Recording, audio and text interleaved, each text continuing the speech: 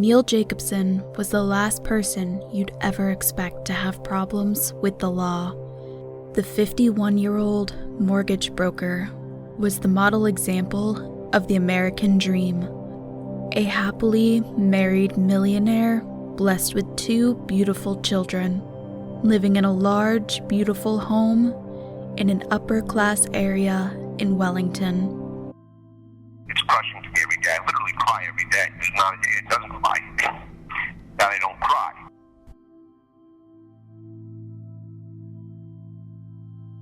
To tell this story properly, we need to go as far back as 1989, when Neal Mason Jacobson met Frankie Sue Solkoff. Neal Jacobson met his wife, Frankie Solkoff, at the gym in Bayside, Queens, New York, where they both lived and worked. At the time of their meeting, both Neal and his wife Frankie were considerably successful in their careers. Frankie worked at the then prestigious Lehman Brothers, and he had his boutique firm on Long Island. Bonnie Joseph, a close friend of Neal Jacobson's parents, described the relationship between Frankie and Neal in this way. Frankie just adored Neal, positively loved him to death.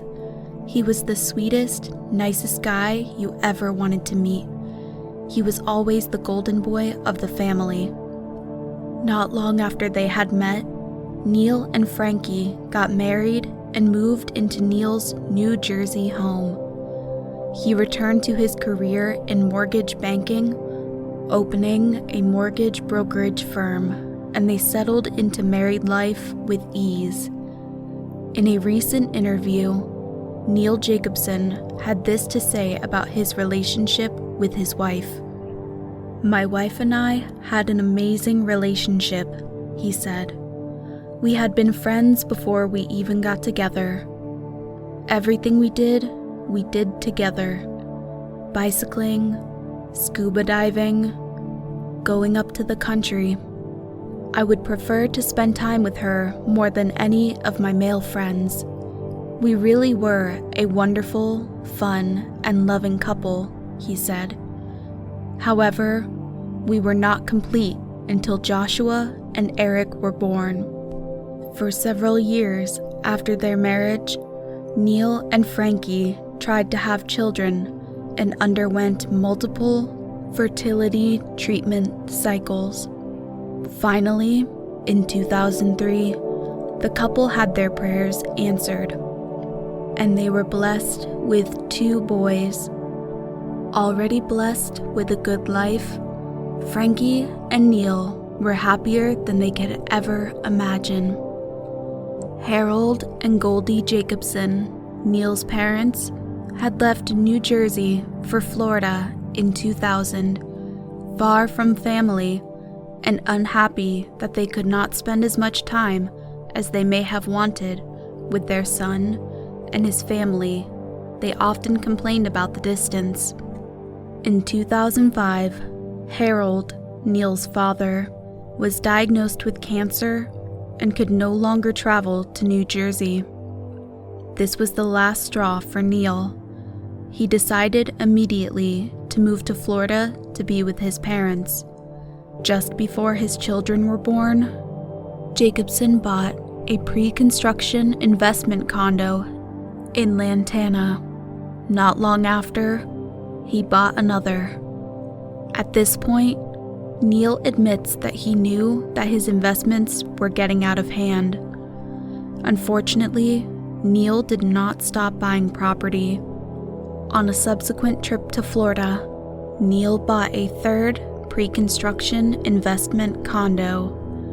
"My wife thought I was crazy, but I had my mind set on it, and nothing was going to get in my way," he said. With the increasing number of properties in Florida, Neal began to pressure Frankie to move to Florida. Frankie did not want to move and made that abundantly clear to her husband. As time passed and the mortgage of their New Jersey home became overwhelming, Frankie finally agreed to move. The Jacobson family moved to Florida to be close to their grandparents. Neal was unable to sell their home in Wayside before the move, and so he listed it for rent. Unfortunately, just 2 months after their move, Harold Jacobson passed away. The shock of losing his father devastated Neal. Goldie, Neal's mother, would later disclose to detectives that her son had experienced some mental health issues in the past. He was having problems with coping when he was about 15, she said. It was obsessive-compulsive disorder. The doctor did all kinds of testing on him, and he said to me, "Neal wants to be the perfect child, and that's really hard." Neal's problems with his mental health eventually snowballed into anxiety as he grew up. After a while, things began to take a turn for the worse for Neal. The Great Recession had hit Florida more intensely than anyone could have anticipated. Neal, who worked as a mortgage broker, was having difficulty selling the mortgages that he was usually able to. In addition, the condos Neal had invested in before moving to Florida were burdened with subprime mortgages, meaning that the payments increased from month to month. With little or no work coming in and 4 mortgages to pay, the pressure on Neal was increasing. The family was eventually forced to access their savings in a bid to remain afloat. Approaching desperation and heavy with unpaid bills, Neal moved from one bad financial decision to another, hoping for a break.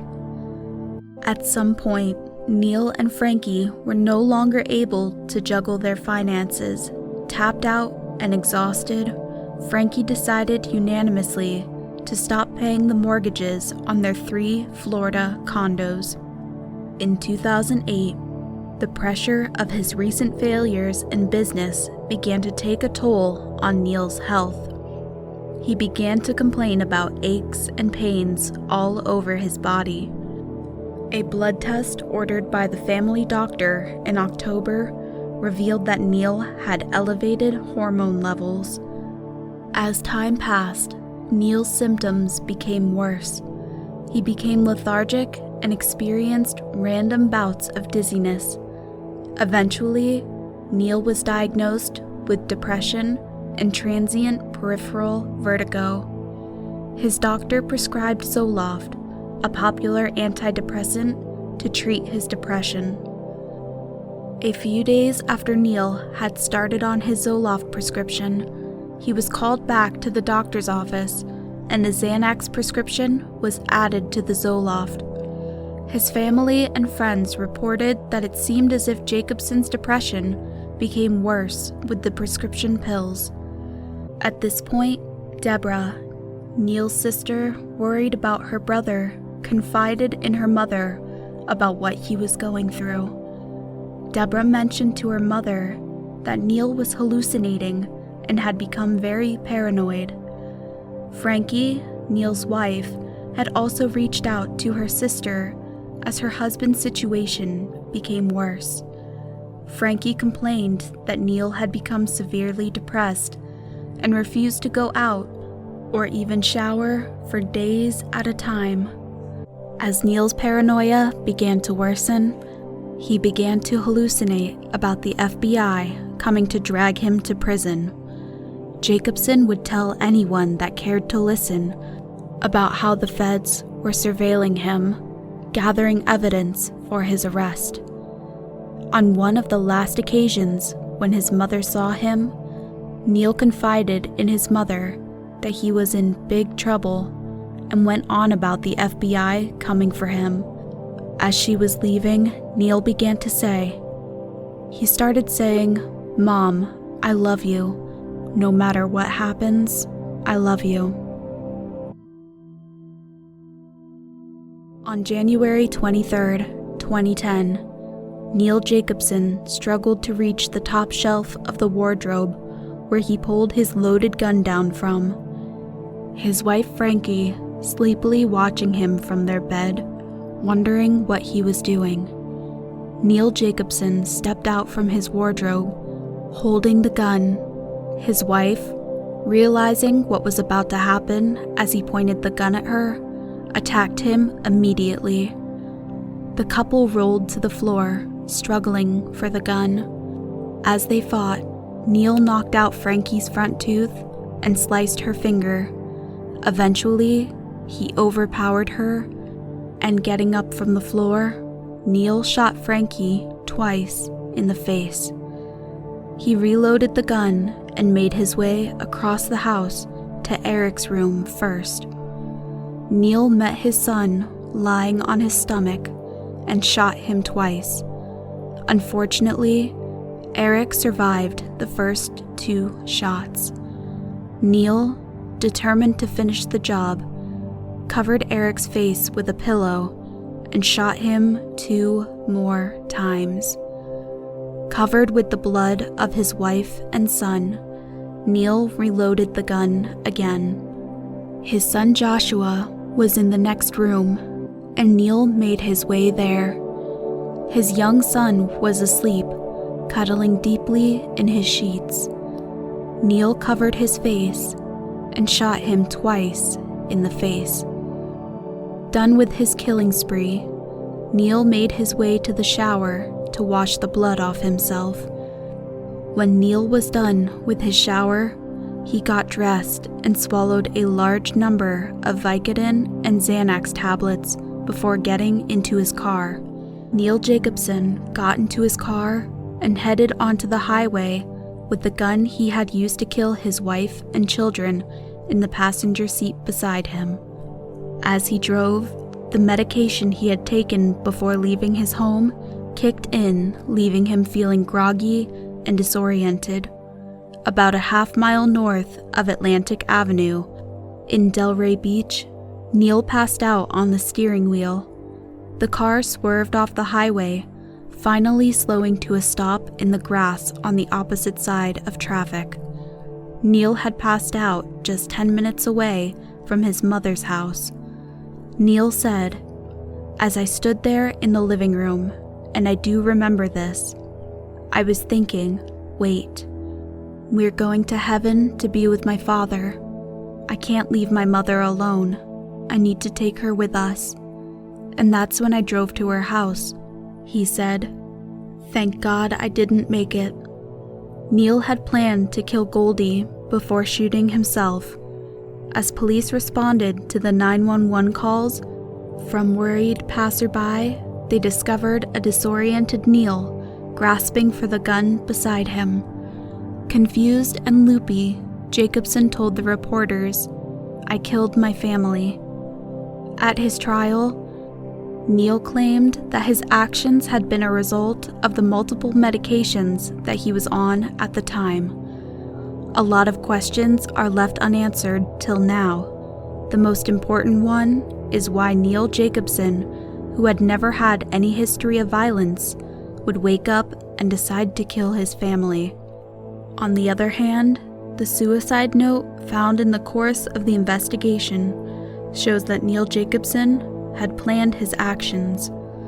Was Neal Jacobson the victim of the side effects of medication, or just a cold-blooded killer?